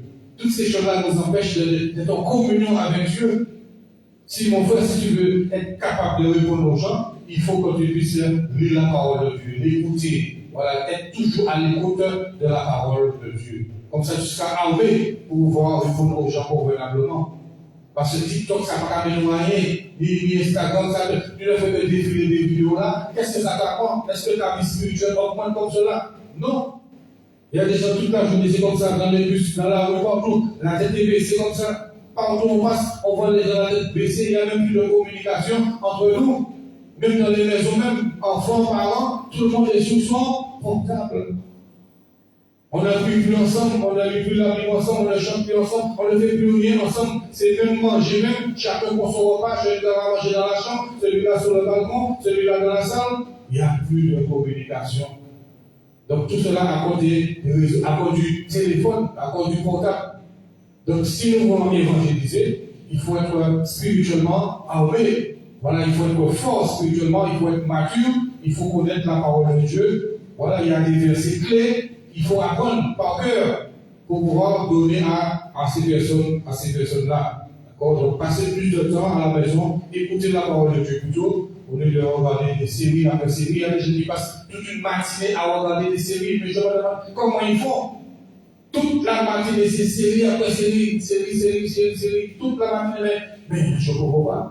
Mais comment tu vas faire pour aller évangéliser? D'accord? Donc il faut vraiment mettre ces choses de côté et puis prendre la parole de Dieu au sérieux. Donc je reviens à l'enseignement. Pourquoi évangéliser? Parce que Dieu aime les hommes. D'accord? Ensuite, on va prendre 1 Jean 4, verset 9. Toujours parce que Dieu aime les hommes, l'amour de Dieu. Lorsque nous évangélisons, il faut parler aussi aux gens de l'amour de Dieu. Il faut comprendre en large travers, en profondeur que Dieu les aime. C'est ça, c'est ce message-là qu'il faut transmettre aux gens. Jésus même a dit, je ne suis pas venu pour juger le monde, mais pour sauver le monde. Donc nous aussi, on ne doit pas aller et puis commencer à porter des jugements sur les gens, à les condamner, à les pointer du doigt. Non, il faut premièrement leur parler de l'amour de Dieu, que Dieu les aime, que Dieu les attend, que Dieu veut les sauver. Voilà, 1 Jean 4, verset 9. 1 Jean 4, verset 9 à 14. On peut même prendre la partie du verset 7. Bien-aimés, aimons-nous les uns les autres. Car l'amour est quoi? Est de Dieu. D'accord? L'amour est de Dieu. Et quiconque aime est né de Dieu et connaît Dieu. Donc cela veut dire que celui qui n'aime pas, eh bien, il n'est pas de Dieu, il ne connaît pas non plus Dieu. Donc, mon frère, ma soeur, monsieur, madame, jeune homme, jeune fille, si tu détestes les gens, si tu méprises les gens, voilà, si tout cela veut dire que tu ne les aimes pas, tu ne connais pas Dieu et tu non plus, tu n'es pas né de Dieu. C'est clair et net. L'amour est de Dieu. Et quiconque aime est né de Dieu et connaît Dieu. Donc si tu n'arrives pas à aimer les gens, si tu la haïs, tu détestes les gens, tu les méprises, cela veut dire que tu n'es pas né de Dieu et tu ne connais pas Dieu. Pourquoi? Parce que Dieu est amour. Quand tu connais Dieu, quand tu es né de Dieu, c'est l'amour qui a dans ton cœur. Voilà, c'est l'amour qui a dans ton cœur pour ton prochain, pour ton frère, pour ta soeur, même pour tes ennemis. Jésus-Christ a dit quoi? Aimez vos ennemis, faites du bien à ceux qui vous haïssent, priez pour ceux qui vous maltraitent et qui vous persécutent. Qu'est-ce qui peut pour ça faire ça? C'est l'amour de Dieu. Si tu n'as pas l'amour de Dieu en toi, si tu ne connais pas Dieu, si tu n'es pas né de Dieu, tu ne peux pas faire cela. Tu n'arrives pas à pardonner. Celui qui n'est pas né de Dieu, qui ne connaît pas Dieu, n'arrive pas à pardonner. Tu as encore de la rancune là dans le cœur depuis des années. La rancune est toujours là. La vengeance est toujours là. C'est parce que tu n'es pas né de Dieu et tu ne connais pas Dieu. Lorsque tu connais Dieu, lorsque tu es né de Dieu, eh bien, il faut savoir que le Seigneur, le Saint-Esprit, là, il transforme ton cœur. Tu arrives à aimer, tu arrives à pardonner, tu arrives à supporter. Donc, si vous rencontrez quelqu'un qui vous dit que je n'arrive pas à aimer, je n'arrive pas à pardonner, je n'arrive pas à pardonner ce qu'il m'a fait, je voudrais lui ce verset. Tu dis que quand tu vas venir à Jésus, et bien quand tu seras né de Dieu, tu vas connaître Dieu, tu vas pouvoir aimer. Voilà, tu vas pouvoir pardonner, mais il faut venir à Jésus. Si tu donnes à Jésus ton cœur, si tu lui donnes ta vie, et bien Jésus va mettre de l'amour dans ton cœur. Tous les gens qui t'ont fait du mal, et puis tu vas voir qu'à cause de l'amour de Dieu en toi, tu dois les pardonner. Tu ne vas plus penser à ça. Tu ne vas plus chercher à te venger. D'accord? Donc, je reprends le verset bien aimé. Aimons-nous les uns les autres, car l'amour est de Dieu. Et quiconque aime est né de Dieu et connaît Dieu. Le verset 8. Celui qui n'aime pas n'a pas connu Dieu, car Dieu est amour. Donc, si tu n'arrives pas à aimer ton frère, si tu n'arrives pas à aimer ton prochain, si c'est de la haine, de la colère, de la méchanceté que tu as dans le cœur, c'est parce que tu n'as pas connu Dieu, tu ne connais pas Dieu, car Dieu est amour. Le verset 9. L'amour de Dieu a été manifesté envers nous en ce que Dieu a envoyé son Fils unique. Pour ça, dans le monde, afin que nous puissions vivre par lui. Voilà l'amour de Dieu. Ça reprend le verset que nous avons lu tout à l'heure là, car Dieu a tant aimé le monde. Donc ça rejoint le verset. Dieu a tant aimé le monde qu'il a donné, c'est-à-dire qu'il a envoyé son Fils unique dans le monde, afin que nous puissions vivre par lui. Donc tous ceux qui sont morts, qui n'ont pas Jésus, qui n'ont pas l'Esprit de Dieu, qui ne sont pas nés de Dieu et qui ne connaissent pas Dieu, sont morts spirituellement. Et ils ont besoin de Jésus afin qu'ils puissent vivre, afin que leur esprit puisse renaître, afin qu'ils puissent naître de nouveau. Il est dit que Dieu, en ce que Dieu a envoyé son Fils unique, Jésus, dans le monde, afin que nous vivions par lui. Et le verset 10, et cet amour consiste non point en ce que nous avons aimé Dieu, mais en ce qui nous a aimés et a envoyé son Fils comme victime expiatoire pour nos péchés. Donc c'est parce que nous avons péché, c'est parce que l'homme a péché, c'est pour ça que Dieu a envoyé Jésus. Voilà. C'est parce que nous avons péché et tous ceux qui ont besoin, qui ont péché ont besoin de Jésus. Personne ne peut dire que je peux être sauvé sans Jésus. C'est pas vrai. Personne ne peut être entré dans le royaume de Dieu sans passer par Jésus. Qu'est-ce que Jésus nous a dit? Je suis le chemin, la vérité et la vie. Nul ne vient au Père que par moi. Donc il faut leur faire comprendre que sans Jésus, monsieur, madame, jeune fille, vous ne pouvez pas être sauvés. Vos péchés ne peuvent pas être pardonnés. Vos péchés ne peuvent pas être effacés sans Jésus. Les gens croient que tout le monde ira au paradis. Ce n'est pas vrai. Tout le monde n'ira pas au paradis. C'est seulement ceux qui ont reçu Jésus. Seulement ceux qui sont nés de nouveau. Ceux à qui les péchés ont été pardonnés. Ceux qui sont nés de Dieu. Voilà. Donc, tout le monde n'ira pas au paradis. Faisons attention à ces chants-là que les gens chantent là. Nous n'irons pas tous au paradis. Il n'y a que ceux qui sont à Jésus-Christ. Voilà, qui vont vraiment au paradis avec Jésus. Donc pourquoi évangéliser? Parce que Dieu aime les hommes. On va continuer jusqu'au verset 14. Donc, bien aimé, verset 11, si Dieu nous a ainsi aimés, nous devons aussi nous aimer les uns les autres. Personne n'a jamais vu Dieu. Si nous nous aimons les uns les autres, Dieu demeure en nous et son amour est parfait en nous. Nous connaissons que nous demeurons en lui et qu'il demeure en nous en ce qu'il nous a donné de son esprit. Et nous avons vu et nous attestons que le Père a envoyé le Fils comme sauveur du monde. Donc Jésus est le sauveur du monde. Donc si quelqu'un vous dit vraiment que je ne sais pas qui est-ce qui va me sauver, je ne sais pas comment sortir de cette situation, vous lui dites que nous lui disons que Jésus est le sauveur du monde. C'est pour cela que nous qui sommes chrétiens, nous avons reçu Jésus-Christ comme notre Seigneur, notre Sauveur et notre Maître. Donc Jésus est mon Seigneur, Jésus est mon Sauveur et Jésus est mon Maître. Toi qui es chrétien, est-ce que tu as fait cette démarche? D'accord? C'est important de pouvoir faire cela. Il est dit le verset 14, et nous avons vu et nous attestons que le Père a envoyé le Fils comme sauveur du monde. Et ce sauveur est toujours disponible. Les gens peuvent encore être sauvés. Même s'il y a encore des choses qui se passent sur la terre, il y a la guerre par-ci, la guerre par-là, en Ukraine, tout cela, les gens continuent à être sauvés et ils peuvent être encore sauvés. Jésus-Christ a dit qu'il faut que l'évangile soit prêché dans le monde entier et alors viendra la fin. Est-ce que l'évangile est déjà prêché dans le monde entier? Non. Il y a des endroits où l'évangile n'est pas encore arrivé. Il y a des pays où l'évangile n'est pas encore arrivé. Il y a des jeunes, des forêts. Il y a des gens qui habitent dans les forêts, vous savez ça. Il y a des endroits sur la terre où ce n'est pas encore civilisé. Les gens ne connaissent pas le téléphone. Vous savez ça, il y a des endroits sur la terre, dans les forêts, les gens ne connaissent pas le téléphone, ne connaissent pas l'électricité, ils n'ont jamais vu une ampoule. Ça existe toujours en 2025. Parce que vous qui êtes là, vous connaissez les ampoules, vous connaissez l'électricité, vous connaissez les chaînes, mais les gens, il y a des gens qui n'ont jamais vu une voiture dans leur vie.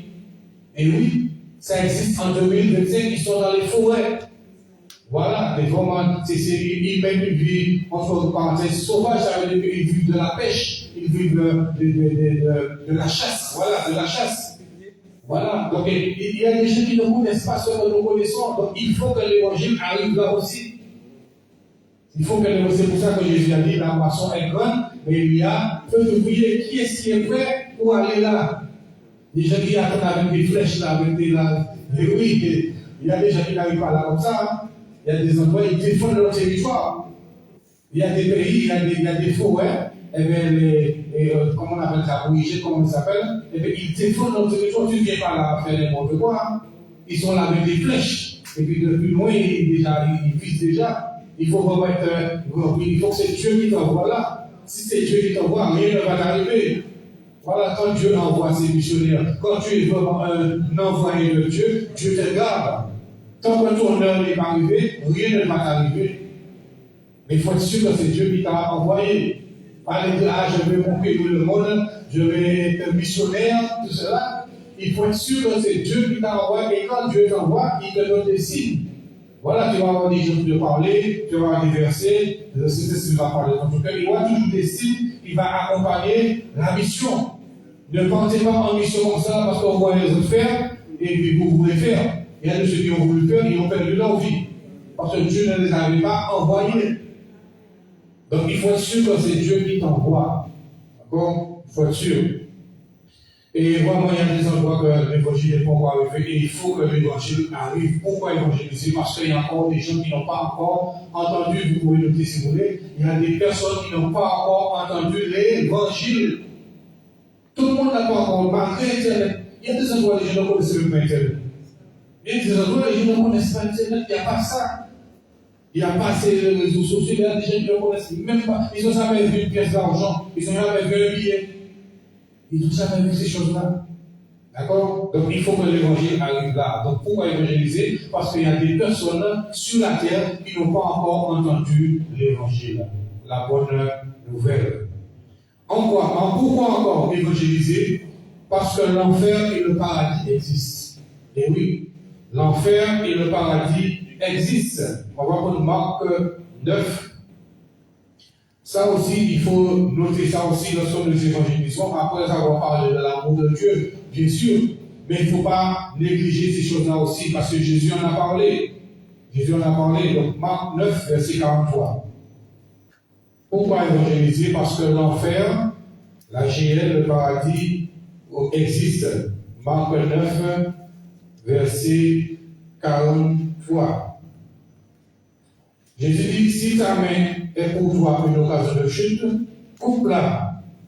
Mieux vaut pour toi entrer manchot dans la vie, c'est-à-dire dans le royaume de Dieu, dans le paradis, dans la vie éternelle, que d'avoir les deux mains et d'aller dans la géhenne, dans le feu qui ne s'éteint point. C'est ce qu'on appelle l'enfer. Donc l'enfer, c'est la géhenne. L'enfer, c'est un feu qui ne s'éteint point. C'est un feu surnaturel. C'est pas comme le feu que nous voyons sur la terre là, qu'on peut allumer avec une allumette ou avec du gaz. L'enfer, c'est la géhenne. C'est un feu qui ne s'éteint point. Et nous allons voir après que c'est aussi la seconde mort. Donc c'est important. Donc pourquoi il faut évangéliser justement? C'est pour que les gens ne puissent pas aller là. Voilà, on leur donne la bonne nouvelle, ils reçoivent Jésus, ils sont sauvés. Alors à ce moment-là, ils n'iront pas là. S'ils persévèrent jusqu'à la fin, s'ils restent fidèles et obéissants à l'évangile de Jésus-Christ. Donc l'enfer existe. C'est pas seulement, c'est pas un conte de fées. Voilà, il y a même des gens que Dieu a donné des visions même dans l'enfer. Donc il y a des gens qui ne croient pas, mais Dieu parle quand même. Il y a des gens qui ont reçu des visions, Dieu les a montrées, des visions du paradis, des visions de l'enfer. Et il y a des gens qui ont vécu des expériences surnaturelles et Dieu les a montré ces choses-là. Donc l'enfer existe. Je reprends le verset. Si ta main est pour toi une occasion de chute, coupe-la. Mieux vaut pour toi entrer manchot dans la vie que d'avoir les deux mains et d'aller dans la géhenne, dans le feu qui ne s'éteint point. Et je continue. Si ton pied est pour toi une occasion de chute, coupe-le. Mieux vaut pour toi entrer boiteux dans la vie que d'avoir les deux pieds et d'être jeté. Où ça? Dans la géhenne, dans le feu qui ne s'éteint point.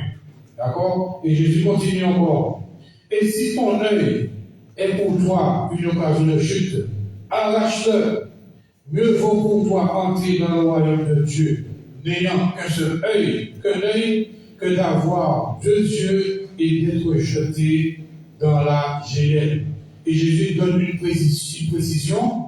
Ceux qui se trouvent dans l'enfer, qu'est-ce qu'il y a dans la géhenne? Où leur verre ne meurt point et où le feu ne s'éteint point. C'est-à-dire que dans l'enfer, il y a quoi? Il y a la souffrance. Il y a la souffrance. Vous connaissez l'histoire de Lazare et du mauvais riche. Voilà, donc Lazare, il était dans le sein d'Abraham, Dieu l'a sauvé, mais le mauvais riche, il était dans un feu, en train de souffrir. Donc tous ceux qui meurent sans Jésus, sans repentance, sans conversion, sans être nés de Dieu, sans vraiment l'Esprit de Dieu, ils vont dans celui-là. Tous ceux qui ne croient pas en Jésus et qui n'obéissent pas à l'évangile de Jésus-Christ, ils vont dans celui-là. Ils vont dans un feu qui ne s'éteint point. Et ça s'appelle la géhenne. Et dans ce feu-là, il s'appelle, comme nous appelons l'enfer, il y a des vers qui ne meurent point. Vous avez déjà vu des vers de terre ici, on a déjà vu un petit ver de terre, tu écrases le verre à ton pied, mais là les vers ne meurent point. Et ce n'est pas des petits vers, hein. Il y a toutes sortes de vers, des moyens, des grands. Voilà, il y a toutes sortes de choses qui sont là dans ce lieu qu'on appelle le feu qui ne s'éteint point. C'est pour cela qu'il faut prendre la vie chrétienne au sérieux.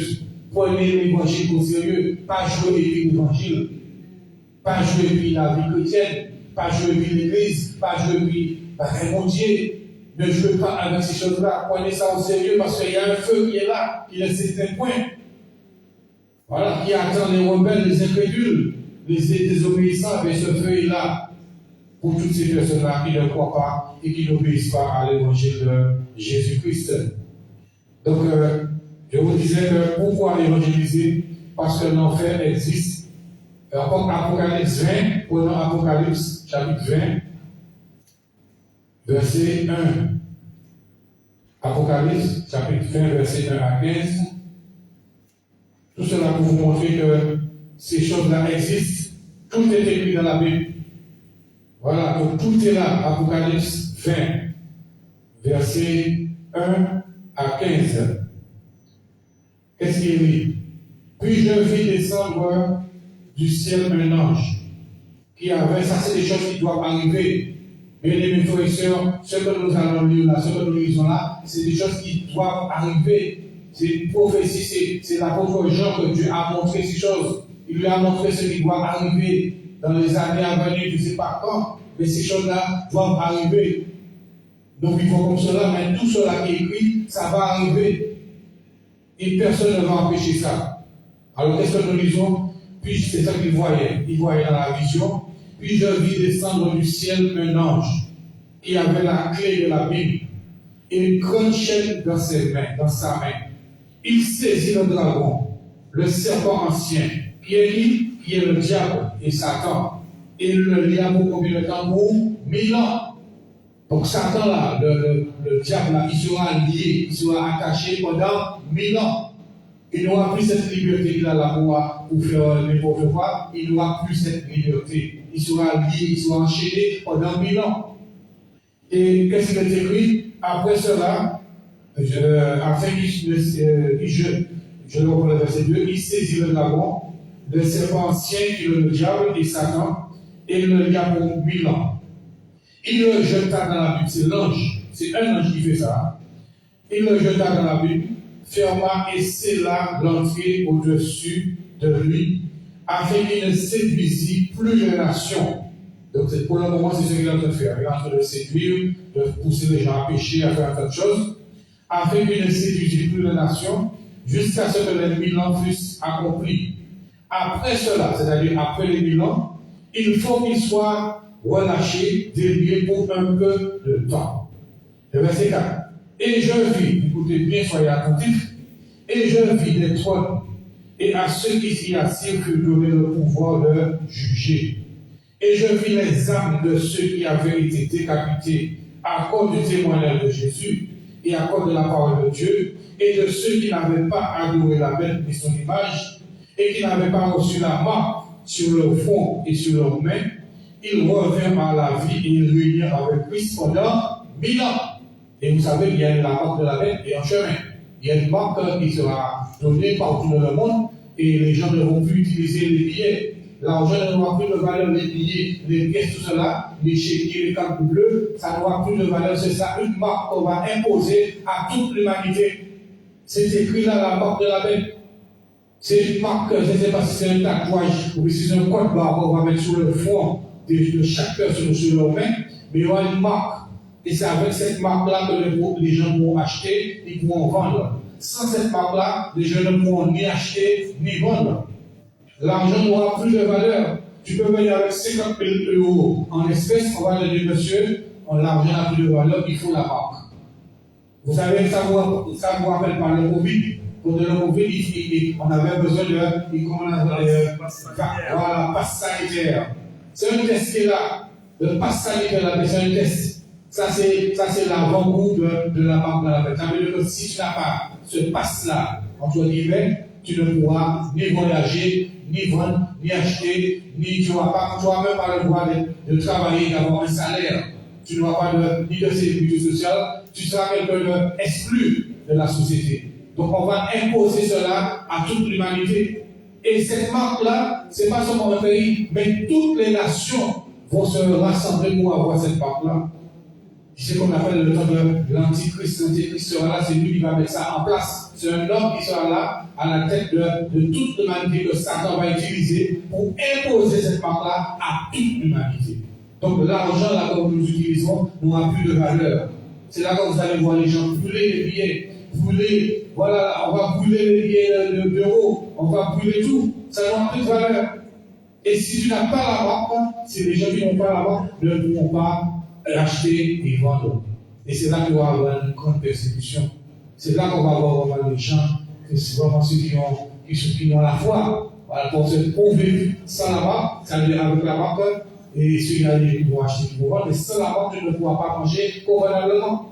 Il y a des gens qui sont obligés de se cacher parce qu'on va les persécuter pour pouvoir les obliger avec la marque de la bête. Mais Dieu lui dit qu'il faut faire attention, ces choses-là ayant chemin. D'accord? Et on continue la parole. On est à quel verset?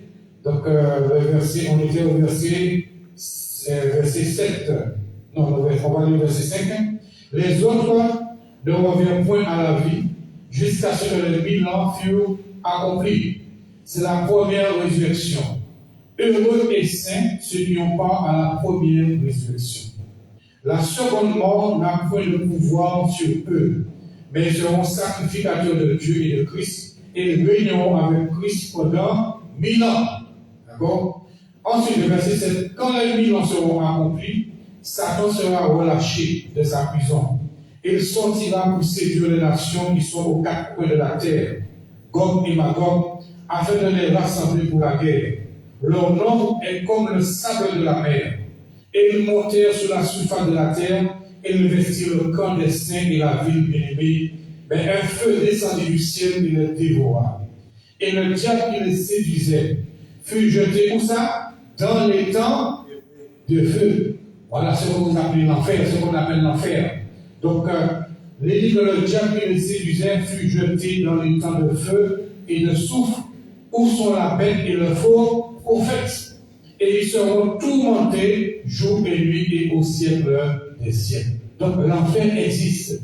Ce lieu-là, je n'avais pas créé cela pour l'homme, mais c'était pour le diable et les démons. Mais tous ceux qui ont suivi Satan, tous ceux qui veulent rejeter l'évangile, rejeter Jésus, qui n'obéissent pas à Jésus et à l'évangile, ils vont aussi dans ce lieu-là. Et nous allons voir ce verset-là. Puis je vis, soyez attentifs, puis je vis un grand trône blanc, et celui qui était assis dessus. La terre et le ciel s'enfuirent devant sa face. Et il ne fut plus trouvé de place pour eux. Et je vis les morts, les grands, les petits, qui se tenaient devant le trône. Des livres furent ouverts. Et un autre livre fut ouvert, celui qui est le livre de vie. Et les morts furent jugés selon leurs œuvres, d'après ce qui était écrit dans ces livres. Donc tout ce que nous faisons, écrit. Je veux savoir que tout ça nous fait écrit. Il y a des gens que vous ne voyez pas, mais qui écrit tout ça, on fait tout ça, on dit, notez. Tout ça nous fait, tout ça nous dit, il écrit. C'est pour que lorsque nous serons devant Dieu, on ne pourra pas tromper Dieu. Parce que tout ce qu'on a dit, tout ce qu'on a fait a été écrit. Depuis ta naissance jusqu'à ta mort, tout ce que tu as dit, tout ce que tu as fait est noté dans des livres. Le livre des souvenirs. Donc il n'y a que le sang de Jésus qui peut effacer vraiment tout le péché que tu as commis. Mais tous ceux qui n'ont pas été pardonnés de leur péché, tous ceux dont le sang de Jésus n'a pas effacé leur péché, tout ce qu'ils ont fait, ça va les retrouver devant Dieu au jour du jugement. Donc ça veut dire que même si les hommes ont échappé au jugement des hommes, au tribunal des hommes, mais personne ne va échapper au tribunal de Dieu. Personne n'échappera au jugement de Dieu, surtout ceux qui n'ont pas donné leur vie à Jésus. Personne ne va échapper. Personne ne va échapper. Qu'est-ce qui est écrit? Voilà. Et les livres furent ouverts, ce livre, le livre de vie, et les morts furent jugés. Les morts furent jugés selon leurs œuvres, d'après ce qui était écrit dans ces livres. Les morts, c'est-à-dire ceux qui n'ont pas reçu la vie éternelle. Vous comprenez? Voilà, parce que la Bible dit que Dieu n'est pas le Dieu des morts, mais des vivants. Donc celui qui n'a pas Jésus, celui dont les péchés n'ont pas été effacés, pardonnés, il va se retrouver là pour être jugé. Et on termine là, et c'est le verset 13. La mer rendit les morts qui étaient en elle. De tout le monde qui est mort dans la mer, eh bien, la mer va rendre. Tous les gens qui sont morts à la mer là, ils vont sortir. Peu importe le nombre d'années que les gens sont morts à la mer, ils vont revenir. Pourquoi? Pour être jugés. Personne n'échappera. Tous les gens là qui sont morts à la mer là, depuis des années, ils vont ressortir. Pourquoi? Pour être jugés. D'accord? La mer rendit les morts qui étaient en elle. La mort et le séjour des morts rendirent les morts qui étaient en eux. Et chacun fut jugé selon ses œuvres. Et la mort et le séjour des morts furent jetés où ça? Dans les temps de feu. C'est la seconde mort, les temps de feu. Et voilà ce qui est ajouté. Quiconque ne fut pas trouvé écrit dans le livre de vie fut jeté dans les temps de feu. Donc tous ceux qui n'ont pas reçu la vie éternelle, tous ceux dont les péchés n'ont pas été pardonnés, effacés, tous ceux qui n'ont pas Jésus dans leur vie, tous ceux qui n'ont pas fait la paix avec Dieu, ils seront jetés où ça? Dans le temps de feu. Ce qu'on appelle l'enfer. C'est pour cela qu'il faut évangéliser, pour que le maximum soit sauvé. Vous voyez ce qui attend les gens qui ne sont pas sauvés? Voilà ce qui les attend. Un feu qui ne s'éteint point. Et puis la dernière chose, pourquoi évangéliser? On va prendre Apocalypse 2, voilà, Apocalypse 2, verset 7, toujours Apocalypse. C'est pour vous montrer que ces choses-là sont sérieuses. C'est pour cela qu'il faut évangéliser, pour que le maximum de personnes soient sauvées. Apocalypse 2, verset 7, que celui qui a des oreilles entende ce que l'Esprit dit aux églises, le Saint-Esprit. À celui qui vaincra, je donnerai à manger de l'arbre de vie qui est dans le paradis de Dieu. Donc le paradis existe aussi. Il y a l'enfer, avec la souffrance, le feu, l'éther, mais aussi le paradis. Le paradis, c'est un lieu de paix, c'est un lieu de bonheur, c'est un lieu vraiment où il y a la grâce de Dieu, c'est un lieu vraiment de bonheur éternel. Donc le paradis se trouve où? Dans le paradis, il dit à manger l'arbre de vie qui est dans le paradis de Dieu. Donc l'arbre de vie se trouve dans le paradis de Dieu. Et le paradis se trouve dans le royaume de Dieu. Donc tous ceux qui sont sauvés, tous ceux qui restent sauvés, tous ceux qui obéissent à l'évangile de Jésus-Christ et qui persévèrent jusqu'à la fin, qu'est-ce que Jésus a dit? C'est celui qui persévérera jusqu'à la fin qui sera sauvé. Donc pour que tu puisses entrer au paradis de Dieu, il faut que tu persévères jusqu'à la fin de tes jours sur la terre. Ce n'est pas persévérer 2 jours, quelques années, jusqu'à ton dernier souffle, il faut garder la foi en Jésus. Amen. Voilà, il faut garder la foi en Jésus. Il faut continuer à obéir, continuer à persévérer, continuer à faire du bien. Voilà, continuer à bénir, à prier pour les gens, continuer à aimer, à pardonner. Continue à faire ça jusqu'à la fin. D'accord? Et tu verras la gloire de Dieu. Luc 23, verset 39. Luc 23, verset 39. Luc 23, verset 39.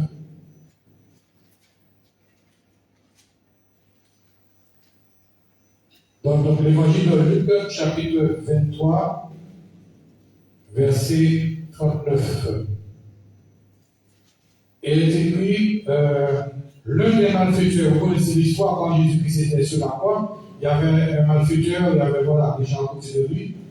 L'un des malfaiteurs crucifiés les jurait, disant, n'es-tu pas le Christ? Sauve-toi toi-même et sauve-nous. Mais l'autre le reprenait et disait, ne crains-tu pas Dieu, toi qui subis la même condamnation? Pour nous, c'est justice, car nous recevrons ce qu'on méritait de crime. Mais celui-ci n'a rien fait de mal. Et il dit à Jésus, celui qui a reconnu son péché, voilà, qui a reconnu sa faute, il dit à Jésus, souviens-toi de moi quand tu viendras dans ton règne. Jésus lui répondit, je te le dis en vérité, aujourd'hui tu seras avec moi où ça? Dans le paradis. Donc le paradis aussi existe. C'est un lieu qui est réservé pour les enfants de Dieu, pour ceux qui sont restés fidèles et obéissants à la parole de Dieu. Et le dernier point, pourquoi évangéliser? Pour la réconciliation entre Dieu et les hommes. Donc l'évangélisation, c'est aussi pour nous réconcilier avec Dieu. Voilà, pour réconcilier les hommes avec Dieu. Romains 5, verset 8. Romains 5, verset 8. Romains 5, verset 8. Donc, il est écrit, mais Dieu prouve son amour envers nous, en ce que lorsque nous étions encore des pécheurs, Christ est mort pour nous. À plus forte raison, donc, maintenant que nous sommes justifiés par son sang, serons-nous sauvés par lui de la colère. La colère, c'est le jugement. Voilà, c'est le feu de la géhenne. Car si, lorsque nous étions ennemis, nous avons été réconciliés avec Dieu par la mort de son Fils, à plus forte raison, étant réconciliés, serons-nous sauvés par sa vie. Et le verset 11, et non seulement cela, mais encore nous nous glorifions en Dieu par notre Seigneur Jésus-Christ, par qui maintenant nous avons obtenu quoi? La réconciliation. Donc nous qui sommes sauvés, nous sommes réconciliés avec Dieu. Donc vous pouvez dire aussi, les gens qui chantent Dieu, les gens qui vous évangélisent, vous pouvez leur dire qu'en venant à Jésus, tu seras réconcilié avec Dieu. Voilà, parce que le péché nous a séparés de Dieu. Le péché nous a séparés de Dieu. Mais en venant à Jésus, eh bien, nous sommes réconciliés avec Dieu. Et l'avant-dernier verset, Colossiens 1, verset 12. Colossiens 1, verset 12. Tout cela pour nous parler de la réconciliation. Colossiens 1, verset 12. Donc il est écrit dans la parole de Dieu, Colossiens 1, verset 12. Rendez grâce au Père qui vous a rendu capable d'avoir part à l'héritage des saints dans la lumière, qui nous a délivrés de la puissance des ténèbres et nous a transportés dans le royaume du Fils de son amour, en qui nous avons la rédemption, la rémission des péchés. Il est l'image du Dieu invisible. D'accord? Qu'est-ce qu'il est écrit? Il est l'image du Dieu invisible, le premier-né de toute la création. Car en lui ont été créées toutes les choses qui sont dans les cieux et sur la terre, les visibles et les invisibles, dignité, domination, autorité. Tout a été créé par lui et pour lui. Tout a été créé par lui et pour lui. Il est avant toutes choses et toutes choses subsistent en lui. Il est la tête du corps de l'Église et il est le commencement, le premier d'entre les morts, afin que en tout le premier. Car Dieu a voulu que toute plénitude habitât en lui. Il a voulu par lui faire quoi? Réconcilier tout avec lui-même. Voilà. Tant ce qui est sur la terre que ce qui est dans les cieux, en faisant la paix par lui, par le sang de sa croix. Et vous qui étiez autrefois étrangers et ennemis par vos pensées et par vos mauvaises œuvres, il vous a maintenant fait quoi? Réconcilier. Il vous a maintenant réconcilié par quoi? Par sa mort dans le corps de sa chair. Pour vous faire paraître devant lui saint, irrépréhensible et sans reproche. Alléluia. Voilà. Donc Dieu nous a réconciliés. Donc dites aux gens pourquoi évangéliser aussi. C'est pour que les hommes puissent se réconcilier avec Dieu. C'est pour cela qu'il faut évangéliser, pour que les hommes qui sont donnés à Jésus soient réconciliés avec Dieu. Et nous qui sommes chrétiens, sachez que nous sommes aussi réconciliés avec Dieu. Et le dernier verset, Acte 2, verset 38, pourquoi évangéliser? Justement, c'est pour cela aussi, il faut dire aux gens la raison pour laquelle il faut se repentir, il faut venir à Jésus, parce qu'il y a une promesse. Voilà. Pourquoi évangéliser? Parce qu'il y a une promesse. On peut lire à partir du verset 37, je peux même lire à partir du verset 36, Acte 2, à partir du verset 36, que toute la maison d'Israël sache, et on peut dire que tous les hommes, voilà, on peut dire que tous, que toute l'humanité, que toutes les personnes vers qui nous allons évangéliser, toutes les femmes, tous les hommes, tous les jeunes, que tous, voilà, sachent donc avec certitude que Dieu a fait Seigneur et Christ, c'est Jésus que vous avez crucifié. Donc Jésus-Christ, il est Seigneur et il est aussi Christ.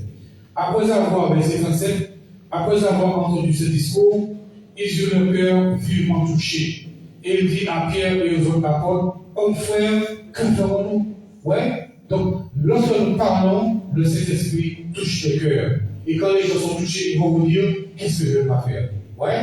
Parce que le succès de l'évangélisation, c'est quand les gens vous disent, mais qu'est-ce que nous devons faire maintenant? Et à ce moment-là, voilà ce qu'il veut leur dire. Pierre leur dit, repentez-vous et que chacun de vous soit baptisé au nom de Jésus-Christ. Pourquoi? Pour le pardon de vos péchés. C'est déjà une première promesse. Voilà. Pour le pardon de vos péchés, en venant à Jésus, en te reportant et en te faisant baptiser, tu vas recevoir le pardon de tes péchés. Ensuite, vous recevez quoi? Le don du Saint-Esprit. Voilà, donc voilà, il y a deux promesses là. Le pardon du péché et aussi le don du Saint-Esprit. Donc c'est pour cela qu'il faut évangéliser, pour que les gens puissent recevoir le pardon de leurs péchés et aussi le Saint-Esprit. Et il est écrit, verset 9, car la promesse est pour vous, pour vos enfants, et pour tous ceux qui sont au loin, en aussi grand nombre que le Seigneur notre Dieu les appellera. Donc voilà toutes les raisons. Je reprends pourquoi évangéliser vous, parce que les hommes sont perdus, parce que les hommes ont péché, parce que Dieu les aime, Dieu aime les hommes, parce que l'enfer et le paradis existent, et aussi pourquoi évangéliser pour la réconciliation des hommes avec Dieu. Que le Seigneur vous bénisse. On va se tenir debout, on va prier.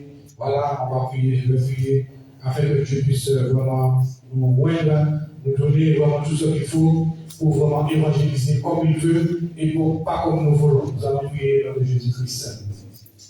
Dieu Tout-Puissant, Père qui est dans les cieux, dans le Jésus-Christ, Seigneur de la terre. Merci pour cette parole, merci pour ce séminaire, mon Dieu, sur comment et pourquoi évangéliser, Seigneur. Alors nous qui sommes là ce soir, mon Dieu, nous te prions vraiment de nous joindre, chacun de nous, de nous donner l'onction, tout ce dont nous avons besoin, mon Dieu, de nous donner les conditions, Seigneur, que tu as pour chacun de nous, afin que nous soyons efficaces, mon Dieu, dans l'évangélisation, Seigneur. Alors remplis nos cœurs d'amour, Seigneur. Remplis nos cœurs d'amour pour les âmes qui sont perdues, les âmes, vraiment, Seigneur, qui sont en détresse. Donne-nous de la compassion pour les personnes que nous allons rencontrer, Seigneur, sur notre chemin, que ce soit en plus au travail, à pied, peu importe là où nous irons, Seigneur, là où nous serons, que nos cœurs soient remplis d'amour et de compassion, Seigneur, pour toutes les âmes que tu mettras sur notre chemin, Seigneur. Alors merci pour les paroles, mon Dieu, que tu mets dans notre cœur, que nos cœurs et nos paroles, nos bouches, mon Dieu, soient remplis de ta parole, mon Dieu. Que notre cœur, mon Dieu, et nos bouches soient toujours remplis de ta parole, mon Dieu. Ta parole qui sauve, ta parole qui guérit, ta parole qui délivre, ta parole qui restaure, ta parole qui relève, mon Dieu. Que ta parole soit toujours, Seigneur, dans nos cœurs et dans nos bouches, par la puissance de cet esprit. Alors merci, mon Dieu, pour ce séminaire, mon Dieu. Merci pour ta parole, mon Dieu. Et merci pour tous ceux qui ont reçu, mon Dieu, cette parole en ce jour, mon Dieu. Que cette parole soit publiée, qu'elle soit partagée, qu'elle soit diffusée, mon Dieu, partout dans le monde. Et que les âmes soient sauvées, Seigneur, partout dans le monde, ici à la Martinique et partout ailleurs, en l'évangélisation, au nom de Jésus-Christ. Amen. Que Dieu vous bénisse.